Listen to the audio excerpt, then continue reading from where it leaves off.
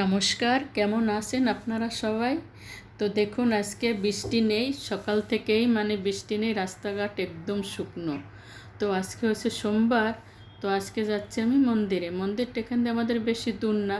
তো ভাবি আমার কাজেও যেতে হবে, তো ভাবলাম ঠিক আছে আমরা দুজনেই যাচ্ছি মন্দিরে। তো মন্দিরটা এখানে শঙ্কর ভগবানের মন্দিরটা কাছে। তো মন্দির থেকে এসে আমি এবার কাজে বেরোয় যাব। তো চলুন, দেখতে দেখতে দেখুন আমি মন্দিরেও পৌঁছেই গেলাম। তো দেখুন, এখানে আমাদের আমরা পূজা করছি। এখানে অনেক ভিড় হয়, কেন কি দুপুরবেলা এসেছি তো, একটু বেলা করে এসেছি বলে অত ভিড়পাট্টা নেই, একটু খালি খালি পেয়েছি।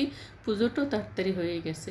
চলুন, তো পূজা টুজা করে আমি ঘরে এসে খেয়ে আমি আবার বেরোয় গেলাম কাজে। কেন কি আমি ট্রেনে বসে করছি, আমি যখন ঘর থেকে বেরোই তখন আমার হাতে ব্যাগ থাকে, ভারী ভারী ব্যাগ থাকে বা পেপার টেপার থাকে, ব্যাগগুলো ভারী থাকে বলে আমি ঠিক মতন শুটিংটা করতেও পাই না, আর মোবাইলটা বের করার টাইমও পাই না। তো যখন ট্রেন এসে বসি তখন একটু খালি হয়ে যায়, ব্যাগগুলো রাখার পর হাতগুলো তো খালি হয়ে যায়। তো চলুন, দেখতে দেখতে আমি ঘরেও এসে গেছি। ঘরে আস্তে আস্তে ছেলে বলছে, মাম্মি আজকে ধোসা খাবো। আলছে ঠিক আছে, তাহলে তুই ধোসার আটাটা নিয়ে আর আমি এদিকে চাটনি বানানোর ব্যবস্থা করছি। তো এখানে দেখুন আমি আদরক নিয়েছি, রসুন নিয়েছি, কাঁচা লঙ্কা, নারকেল আর ধনে পাতা। নারকেলটা আমি এবার ওই যে উপরের সিল্কেটা না ফেলে দিয়েছি। তো এটার আমি একটা চাটনি বানাবো ধোসার সাথে, তো এটা ফেমাস। এর সাথে আর একটা আমি চাটনি করব, লাল চাটনি।